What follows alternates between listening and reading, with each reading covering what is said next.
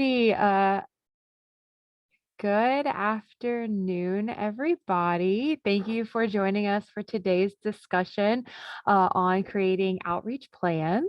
My name is Randa Morgan. I am the Events and Programming Librarian at Louisiana State University and a member of the ACRL ULS Outreach Committee. I will be your discussion facilitator for the day, and we are going to try something a little different with this roundtable than what we've done in the past. We have invited professionals with experience and expertise to this roundtable to help enrich our conversation. And so today we have Eboni Johnson, and I want to make sure I say your name right. Emilie, hold on, Vrbancic. I probably, oh, I did it. Okay, good. I was like Googling how to pronounce your last name just in case. I was like, make sure I didn't mess that up. All right. So as our topic experts, Eboni Johnson has been a reference and instruction librarian at Oberlin College Library since 2009 with expanded responsibilities for outreach and programming since 2017.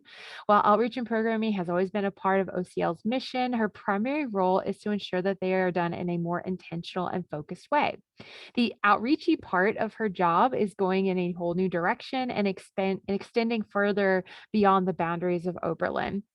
And then Emilie is the undergraduate experience librarian at the University of Washington's Odegaard Library, which I also looked up how to pronounce correctly.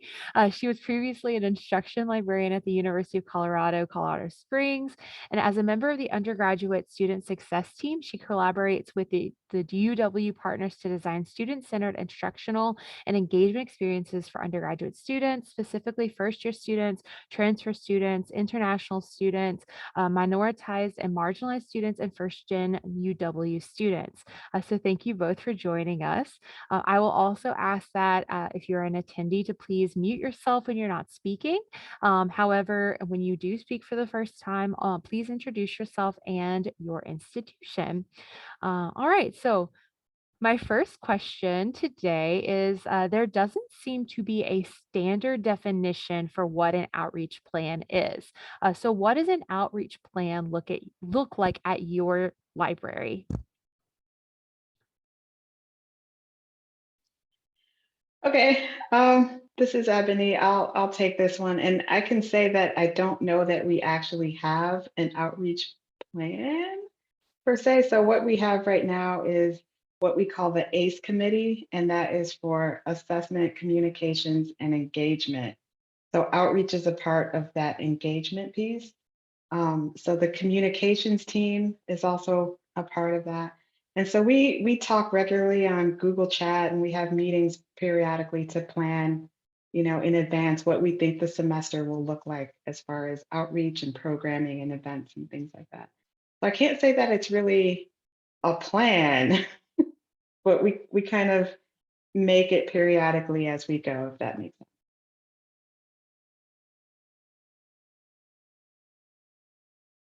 Yeah, go ahead. I saw a hand. Just a quick question. Who was on that committee, or what roles are represented on the committee, if you don't mind saying? Sure. This is very new. This is something that our director just sort of put together in the last maybe couple of months. So it's very new. So we have our assessment and user experience librarian. We have me, I'm the outreach and programming librarian. We have our reference assistant, who is a classified employee who works in our department. She is also, for reference anyway, the student supervisor for our student assistant. So they are really helpful in, like going around campus and hanging up posters for events and things like that. And we also, other people on our communications team include our special collections assistant. Oh dear, and I can't remember who else right now, but there are several of us from around the libraries who sort of, just a core group of us that form the communications team. So we use Airtable, and I think we're going to get to the part about tools and stuff later, but Airtable is one of the things that we started using recently to help us plan ahead and schedule things and assign things to people, so it doesn't fall just to one or two of us to do that.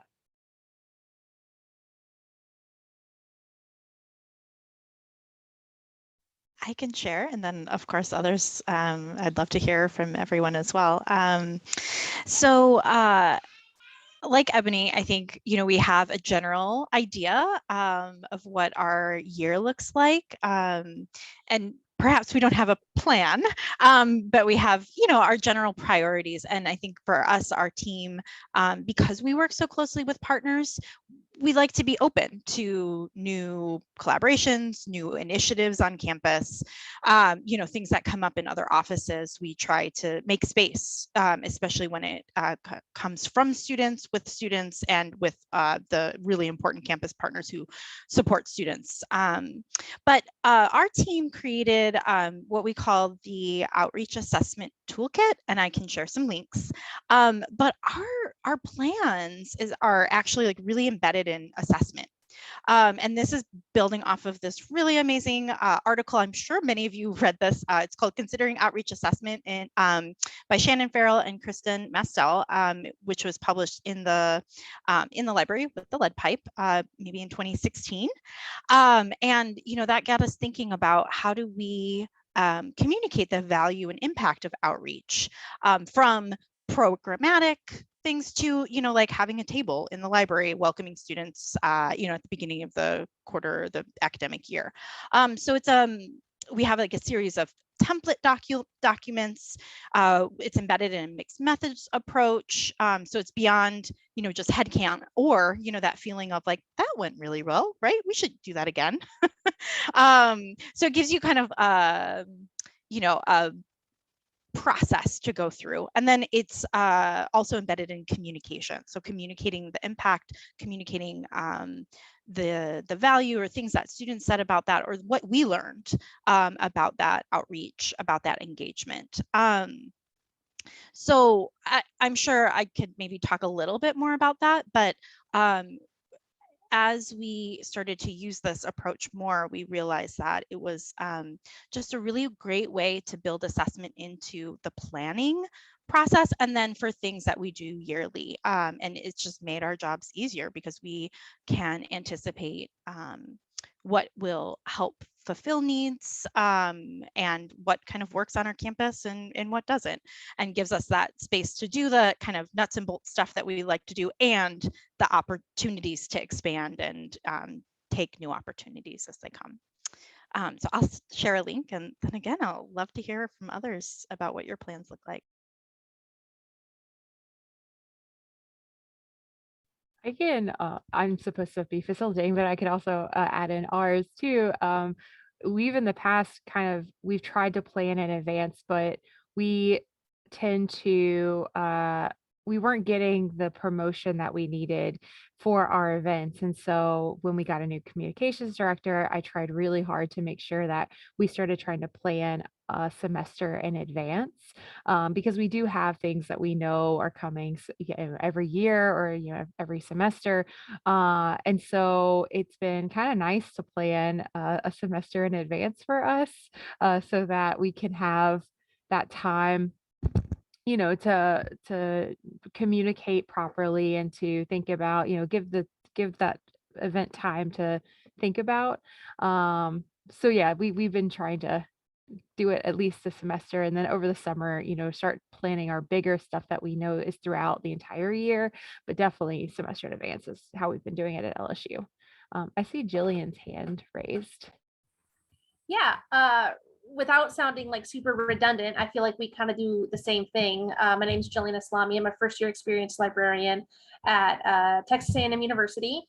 And I feel like we, kind of bird's eye view what all of our outreach might look like for this upcoming, for the whole year. And then we kind of tackle it as the semester progresses. And summer and fall, in my experience, has been our bigger like seasons for outreach. So being able to see that, in January, we have XYZ things coming up in July, August, and September, it gives us enough time to plan ahead, as well as see where other opportunities might arise and how we can fit them in. So I think it's a long game of it all, in having it a bird's eye view of it all. But I think it helps us see where we can grow, where we need to pull back, and things like that. Great. I'm going to move on to the next question, which is for those of you who are already using an outreach plan, how did you get started on those?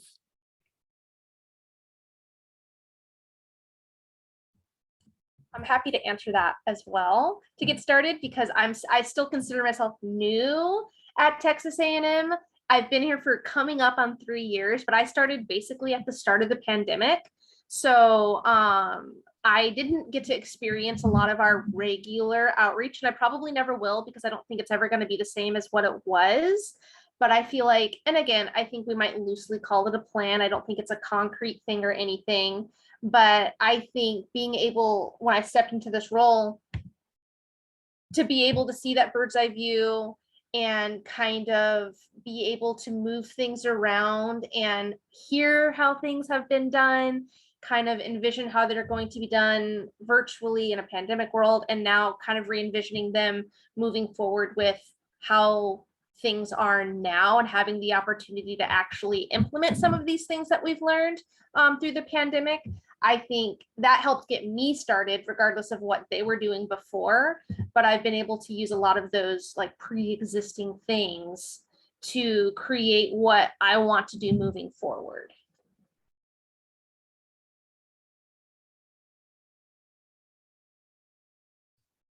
That's great. Anybody else want to add on to that? Or I guess that also kind of, you could touch that, but it also kind of goes into one of these other points in some of our other questions about barriers that you're experiencing with creating these types of plans. I know COVID-19 has been a huge barrier, especially, looking at before, and then after. I say, after, were we ever after? So yes, dude, how do you get started? And then what are some barriers that you may be experiencing with some of this planning? I think some barriers could be like not having a person who is your outreach person. I guess kind of that's me, right? But I also have a whole other part of my job, which is reference and instruction. So like not having someone who's dedicated 100% to outreach and communications and all of that thing is kind of a barrier. So that's why I think it's good for us that we have several people who are kind of all responsible for this, the ACE team, the assessment, communications, and engagement. So definitely a barrier, and it's nice to be able to share the work and spread it out so it doesn't have to fall on one person. And one thing that has sort of happened recently on our campus is that we have an office of communications for the whole campus. And so they were doing posters. So I would send them all the information they needed to make a poster. They'd mock it up, send me a draft, we'd edit it till it got just right, and then it's ready to go. So for our last event recently, like a few weeks ago, I'm getting ready to get posters made, and I sent them all the information. They're like, well, we're not doing that anymore. And so they made poster templates in Canva, and like, they're empowering us to do that. But I don't have time to also be a graphic designer. And I don't have time to learn how to do that 2 weeks before an event is happening. But I did it. It worked out great. And so now we're kind of just wrapping that into the planning process for publicizing events. But that was just a little hiccup that we didn't anticipate. So we couldn't plan for it until we had to plan for it. I know that sometimes part of for a lot of people, what outreach and programming and this type of work is not traditional to like what traditional academia is. And so I know that, and I saw the comment from Bryant about not being able to get other library staff on board. And so it's hard because, in like a public library, librarians, that is part of your job. Like, and of course they have other parts of their jobs as well, but it's a large part of their job. It's an expected part of their job. And so I know that sometimes one of the barriers for us as well is sharing that workload and being able to delegate whenever the other people within your library either don't quite understand what it is you're doing, or maybe the people that do appreciate and want to help you are also overloaded, because aren't we all in academia? And so yes, that's I saw your comment, Bryant, about getting other library staff on board.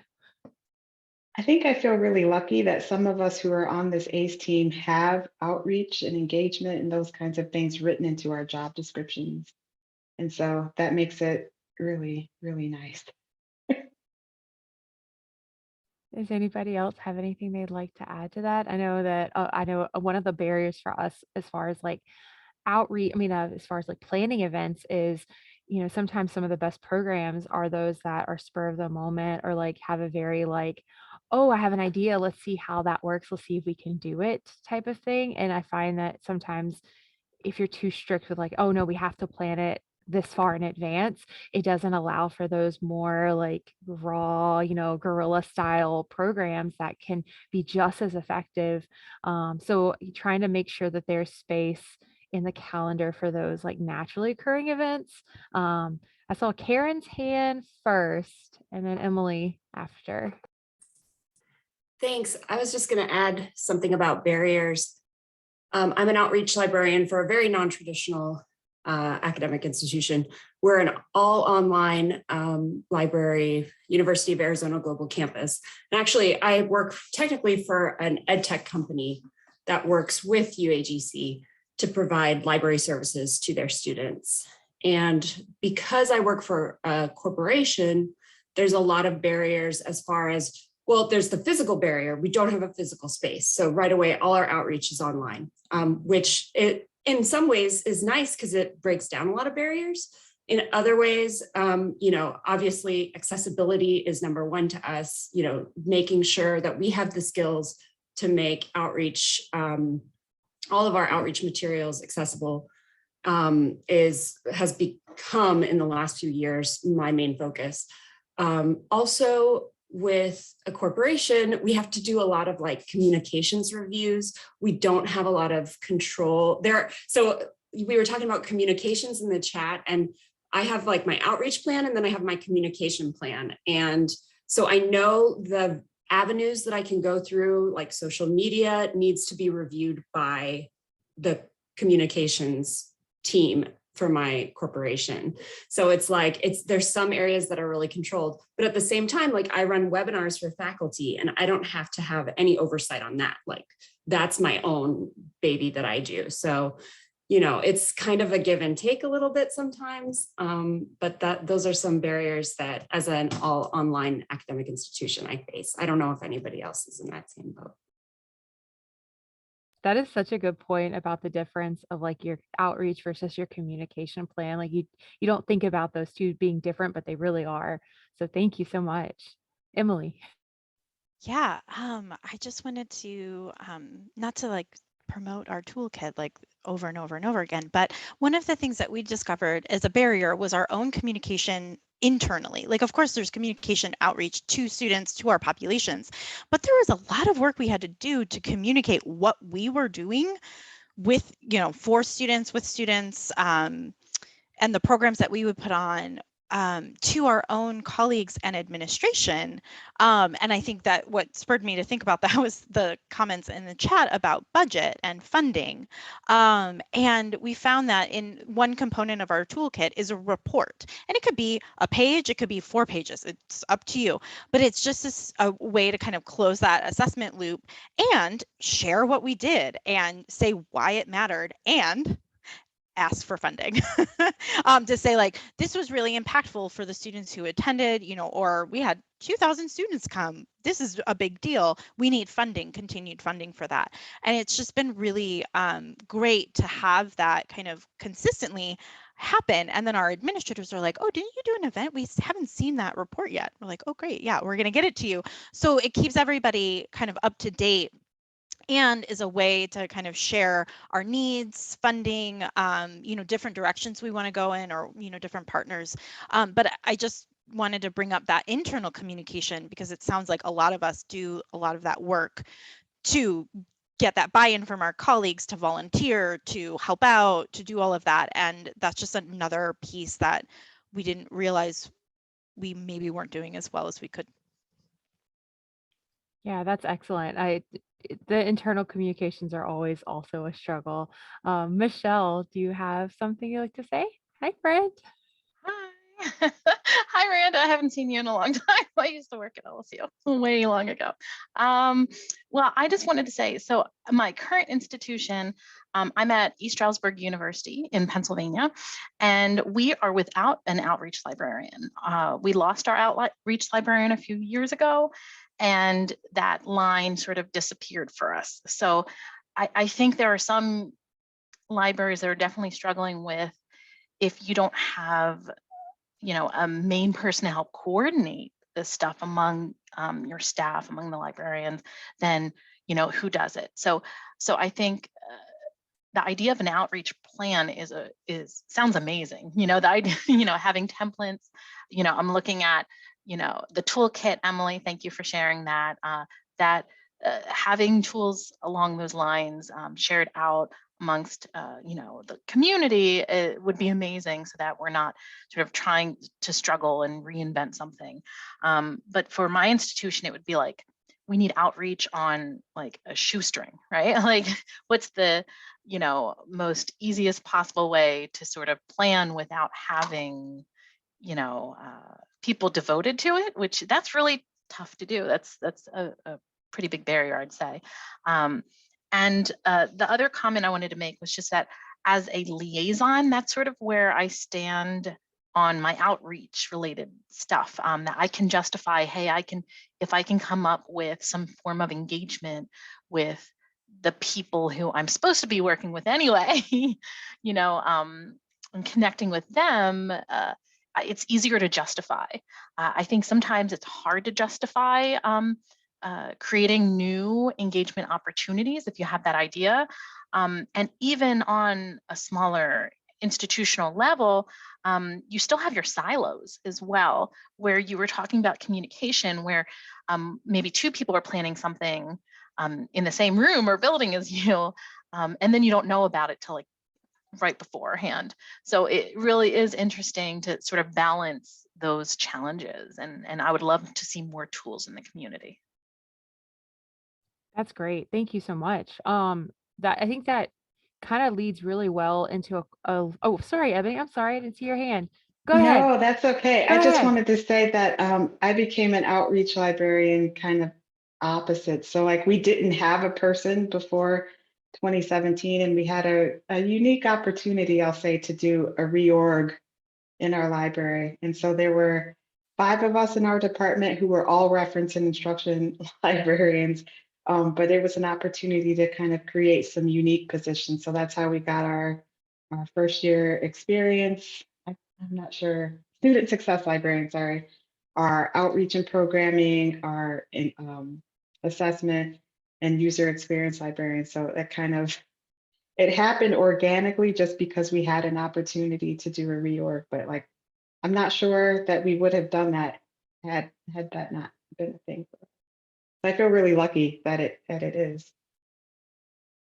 I think that's kind of how my position was also created. Was I have a passion for programming, and then through that, and then working with my departments, and that's kind of how my position was created as well. So, but the thing I was going to lead into, and it's kind of skipping over one of the questions, but we kind of touched on it, but let's talk about who is involved in the process of creating an outreach plan. Who do you think needs to be included in that process? Do you get community feedback on the types of programs you would like to see? Do you just go with what you know? Do you include your community partners in that? And I think that's maybe one of the ways we can talk about bringing those people to the table, is by who should be at the table.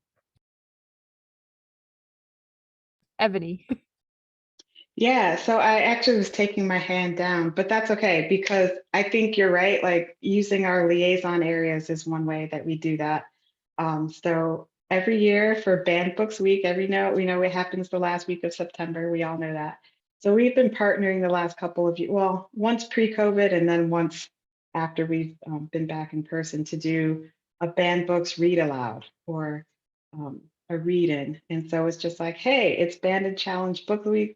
We partner with mostly the English department to have people just come and read from their favorite Banded Challenge books, talk about why that book or that passage is important to them. And so it's something that's really easy to put together. It doesn't take long. English department is always stoked to kind of partner with us for that and other things as well. So that's one of our kind of successes as far as outreach. But we also have what I call a quick little library survey that we give out at the end of every kind of program. And, we do it on a piece of paper. There's 5 or 6 questions, but we ask people like, what other kinds of things would you like to see from us? And so we can use that as a way, like we just had a book talk a couple weeks ago. So like, oh, we want more things like this, or we want, authors of color or particular genres that they're interested in. So we've been able to get really good feedback that way as well, just by using the quick feedback form about how you felt about this event and would you recommend and how did you hear? So the how did you hear about this event helps us to figure out where we should concentrate our publicity efforts, right? So we found out and we didn't know that people were looking at our posters around campus. They're not really looking at Facebook or Instagram or Twitter for announcements about events, but they will, look at their campus digest email that goes out every day. They see our posters. So now we can figure out how to kind of pivot and change how we post things and where to get people's attention. Um, Thank you. I'm sorry I just threw that at you. Does anybody else have anything that they would like to add about who is involved in the process of your creating an outreach plan? Who do you think needs to be involved? I think if you have a communications person, that would be somebody that could very much be a good person to have on your team. We were inviting our communications directors to some of our library programming meetings so that she would just be aware of that these events were going on. So like that would be one person maybe I would suggest. Emilie? Yeah. So my team, or the team I'm on, is the undergraduate student success team, and we are very passionate about actually having students be part of our planning, whether they be our student employees. We have a couple undergraduate student employees, or students, like, for example, we just created a new online undergraduate researcher tutorial kind of modules. And, we reached out to our undergraduate research leaders who are part of the undergraduate research program. And in asking them for their feedback on, topics, or how to get this word out to other students, where should it live, those types of things, like, we paid them.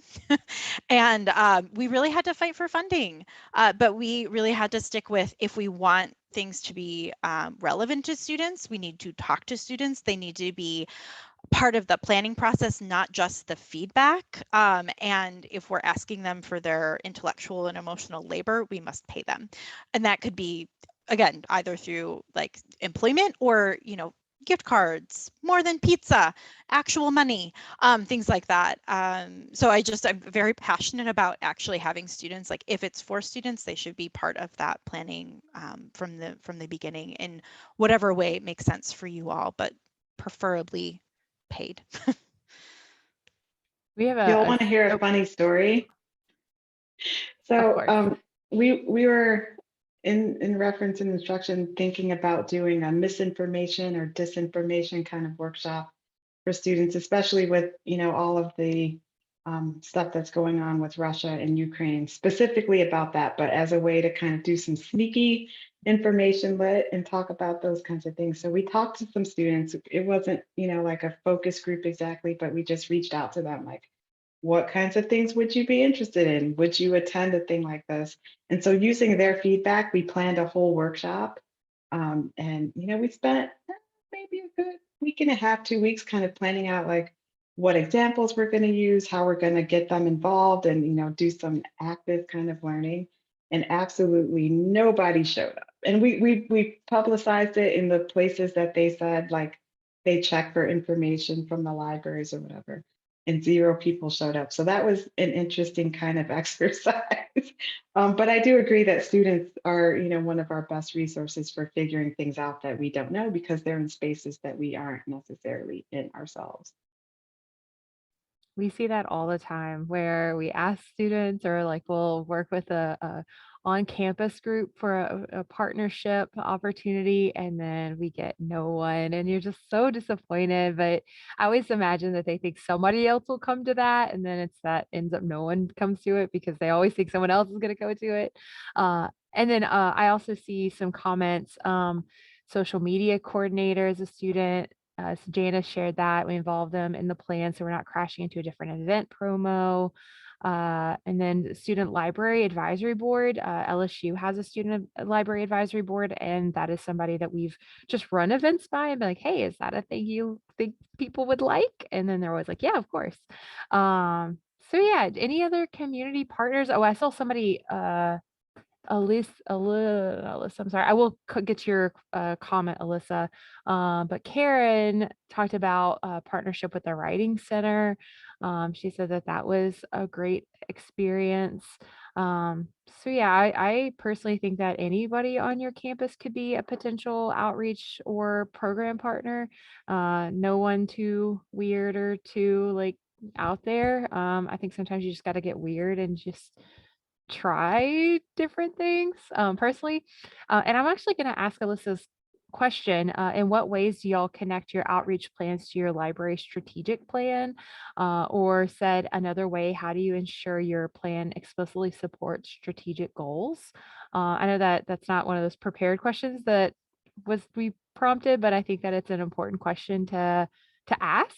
And at LSU, our strategic goal doesn't necessarily align with programming, but we have like our deans are on board with that and they know that while like the stuff that we do is not necessarily, always academic, that it still serves a purpose of connecting students with each other and with the librarians. And that's kind of how, and then I think Emily's point about making sure that you can justify it with like different reports and things like that.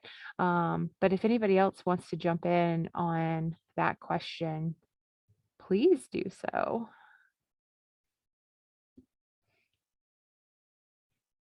I know it's hard. That one's a hard one. I can jump in. Oh, sorry, Jillian, go ahead. That's okay. We don't actually have a strategic plan in the library. It was something we were working on, and I don't really know what the status of it is because of the status of Texas A&M at the moment. But we do try to align a lot of our programming goals and stuff to the campuses outcomes and things like that. And for my team specifically, we really like grab on to the student success outreach or student success aspect of it.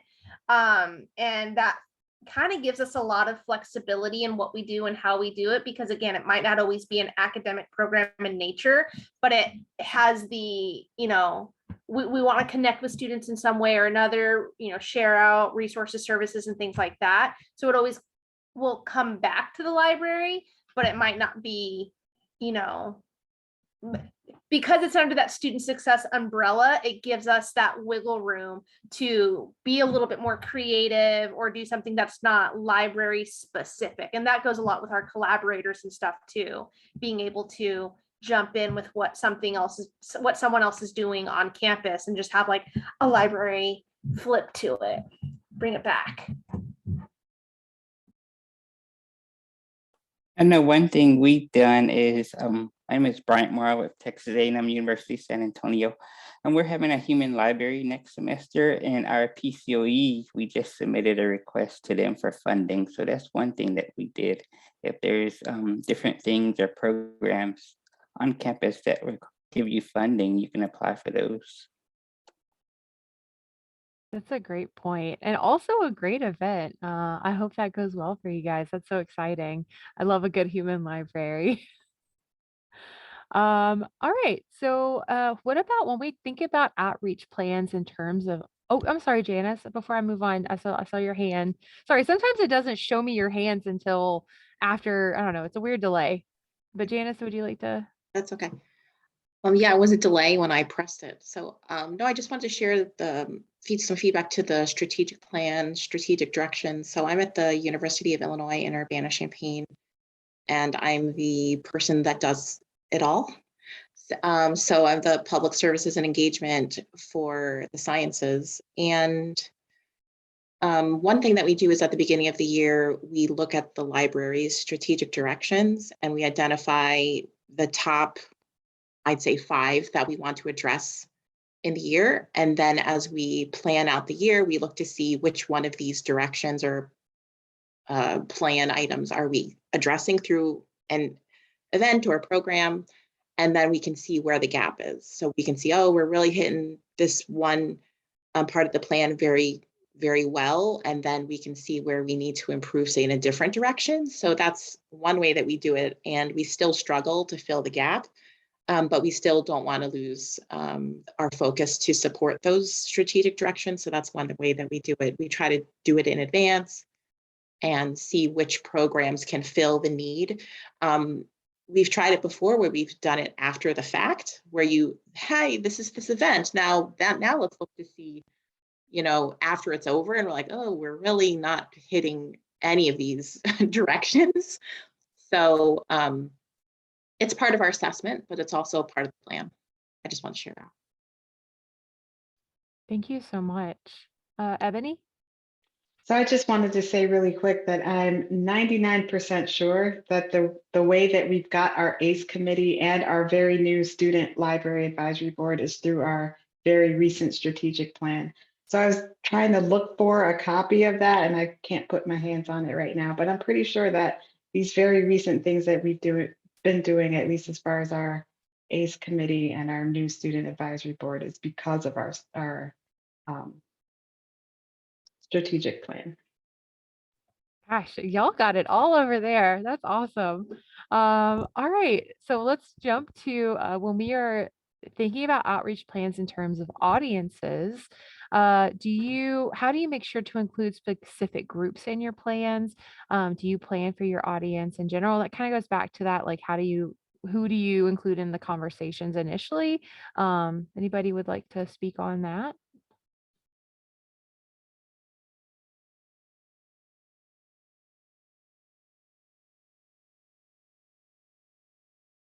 Jillian commented as a FYE librarian. That's usually our target audience. I know that, so when I do campus collabs, it stretches. Oh, and then Emily is talking back about the strategic plan again, but that's okay. Emily, did you have something? Yeah, we have a lot of different events and programs.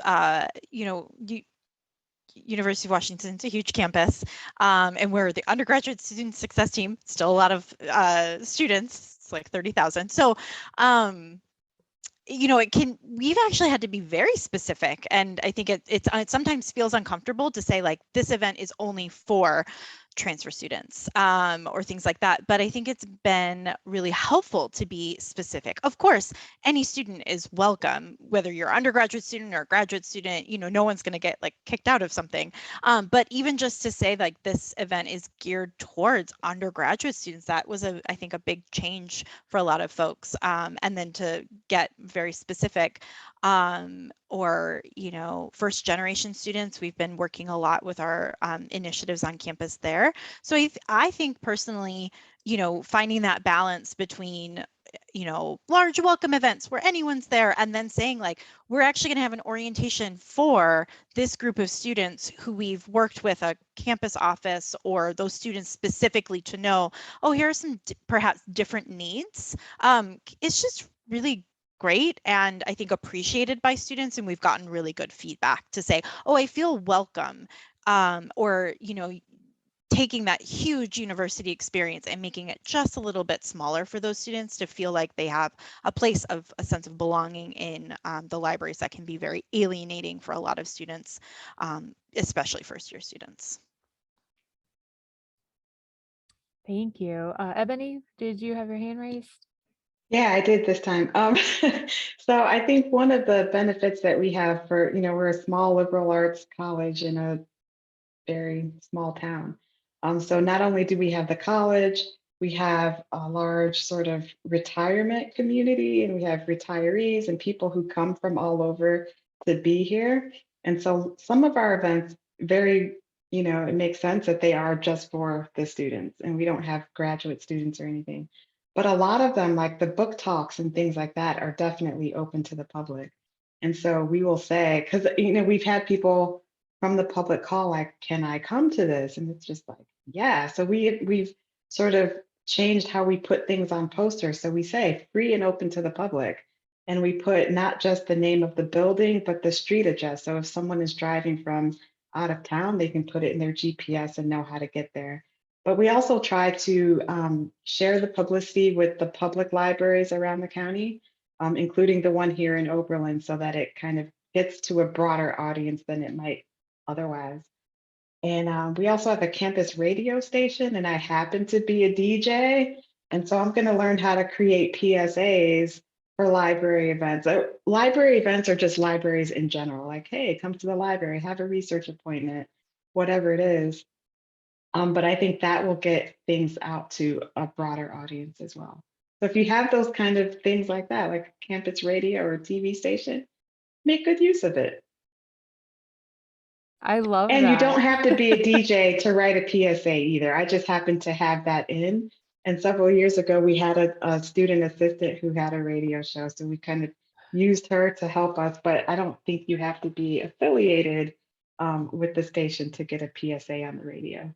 I think we should all just become radio DJs at this point. What a cool skill to have and a cool opportunity to share too.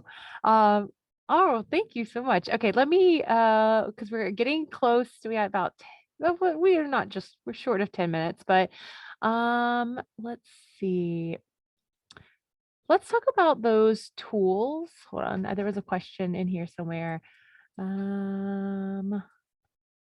Okay. Are there any tools that you like to use when creating outreach plans? Do you have a template that you follow? I know Emily's kind of mentioned a template before. Do you have any resources you use when creating outreach plans? What information do you gather when you're working on creating these plans? That kind of falls under that like format and content of your outreach plans. And then also just as like an FYI, please, anybody that has anything, send them to the ULS AOC email.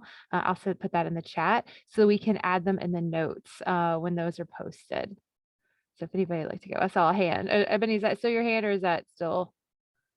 Okay, so, okay, sorry.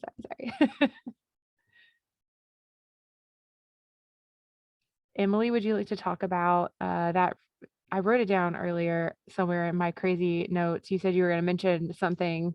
Oh, yeah, our toolkit is just in Google Docs because you can copy it, anyone can add any sort of collaborative thing. So it's like really simple, but it's collaborative and could be used by one person, it could be used by 20. It's also really nice to send it out to colleagues who you're asking for help, like to volunteer for things and things, for volunteer for events and things. And it also just occurs to me that we also have a spreadsheet like an outreach plan, which I failed to remember. Sorry, I've been on vacation. But that's also just a collaborative spreadsheet. So any sort of collaborative tool is what I would encourage people to use. Yeah, we use Asana for our open house, and that's been a really positive experience. Ebony, I see your hand is raised. My hand is up again. So we started using Airtable. And so we've been using that and we've created forms in Airtable. So if people want to submit things to go out on social media, they can. If they want to propose an event, there's a whole event form that they can use. And on that event form, it asks them if they want help with publicity and communication. So we've kind of got those two things. But that also helps to distribute the work so that our core group doesn't have to be the one generating all of the content or doing everything. And so, there's things happening around campus that we might not know about, but we can use those forms and those tools to kind of gather that information. And then we spread it out and can help them, along the way as needed, but we don't have to do all the things. And that's a really good way to keep all of our content fresh too, right? So there's things happening, there's the things that we know are coming that we can plan further out, but we still have room for those things that are happening like right now. So that's been working really well for us. Jillian, thank you. And Jillian? I mentioned using a spreadsheet, and that's how I keep track of, who, what, where, when, but I also, for like more internal use, I keep like a workflow. And I started doing this at my last job when I was leaving, and I had to like give people, here's what I used to do and here's how I did it kind of thing. But I've started doing that now, especially again, as I'm new. I will say that for as long as I can, even though it's been 3 years. But like, as we're doing these programs that used to be one way and now they're another, I want to keep track of how long did it take us to do this? When should I reach out and ask for volunteer? So I have this like workflow timeline, mostly for myself right now, but I'm always happy to share it with like my colleagues if they want it or whatever. But that's how I kind of like keep track of what we're doing and then how we did it, which I can always go back to and look at how to improve it for next time. Yeah, awesome. That's one of the things I need to get better at is creating a timeline or a workflow. And I see lots of comments about, so Janice mentioned Google Docs or Box to Collab, Hootsuite for social media, lots of, so Alyssa said scheduling forms. Yeah, the Teams, I know that a lot of universities have switched to Teams as their like go-to these days. We've not had much success with that at LSU, but I know that that is good for some people. And then I guess my last question, because we have so many we've had so many good comments and just interactions so far. Uh, for those of you who have already created outreach plans, what advice would you have for someone who's just getting started?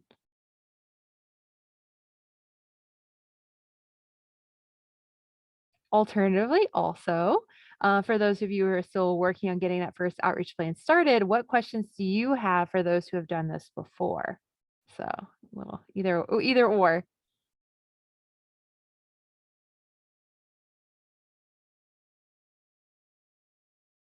Go ahead, Janice. Jillian, sorry. Reading, Janice. Sorry, I just keep talking. I would say advice for what you do, kind of like what I was just saying, doing workflows, figuring out timelines and things like that, because even if it's just like an idea of a program or an event that you want to do, by kind of either like backwards designing it, reverse engineering, whatever, thinking about how it's supposed to look like and how you get there, I think can help make an outreach plan, help you start an outreach plan and make outreach successful, because you're kind of thinking about all of the elements that you might need before you're actually doing it. And yeah, that's what I would think. That's what I've done, and I feel like it's working for me. I love that. I'll also add that sometimes things that work, like, we get different groups of people all the time coming through, and sometimes events work well with one group and then they won't work well with another. And so it's all about that like trial and error. And sometimes you like hit a smooth spot with like things going really great for a long time, and then all of a sudden things aren't going great. So just trying different things, and each semester is a new semester, and then every 4 years you have a completely different group of people. So just keep in mind that things will get better. Emily, I see your hand. Yeah, I guess two pieces of advice. Like, if you don't have something, just put something together. Like, it doesn't have to be perfect. And along with that, build in time for reflection. Whether it's quarterly or semester or the summer, my team, we do like a series of summer planning meetings, getting ready for the year, thinking about what we learned, incorporating all of that into the upcoming year. Like Rhonda was saying, like what worked, what didn't, what seemed to work, but what didn't we like? Like these things, like, do we want to keep doing online only events? Those types of things. Just make space for that self-reflection and make it fun, because this should be fun, right? And things work, things don't. So just get started somewhere and make space for continual learning on your part. Thank you.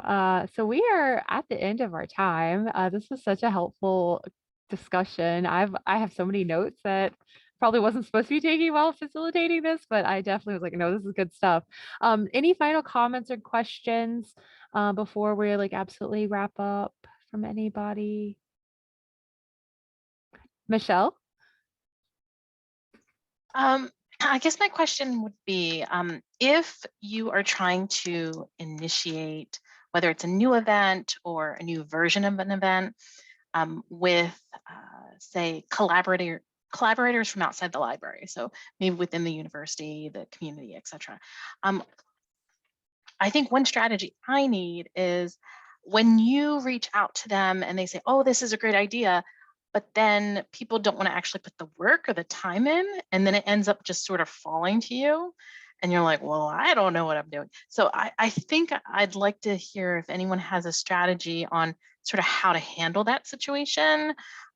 Maybe set yourself up for it, and just in case it happens, if you think it's going to happen, and then how will you try to come out of that in a successful, positive, event, without having that support, even if they say they buy in, but then they don't actually do the work. Ebony? I would say maybe go into it by giving them expectations, like specifically what you need from them. So for English department and our collaboration, say on Banned Books Week or whatever, maybe what we really need for them to do is bring their students to the event, right? Make sure they announce it in class, put it in their newsletters for students or whatever they have. And so like, that's the thing that they can do. We don't need money for food because we don't really do food. Well, it's COVID also. But if we wanted money to put for snacks or posters, like be really specific about what it is you want or need them to do. And I think that's an easier way to get buy-in and assistance from people. Because otherwise it just feels like overwhelming, like, oh, we're doing this big thing and we want your help. And they don't know what that means for them. They don't know how their participation would fit into the overall thing. So the more you can tell them, I think the better it will be for everybody. Thank Love you. that, I'll have to use that strategy. I think that they have higher hopes, and then when we come closer to it, it's like, well, I don't have time. It always ends up being like a time issue. I always try to recommend giving a couple like, oh, that's a great idea. If you could bring that to us, or I have time in April, or, I have time at the end of this time is when I have the time to do this. Kind of give them boundaries, but also like let them know what specifics you can do. I love setting a boundary. I love that. Alrighty, y'all. I would like to thank each and every one of you for joining the discussion today. I hope that you're able to take away some new and useful ideas for today's discussion. If you have any resources, again, please feel free to email them to that uls.aoc@gmail.com email, and we'll add them to the notes. And then we'll also make sure that these notes are available on the ALA Connect page. There is another roundtable on Wednesday about the same topic with a different topic expert. So thank you so much, everybody, and y'all have a great afternoon. Bye.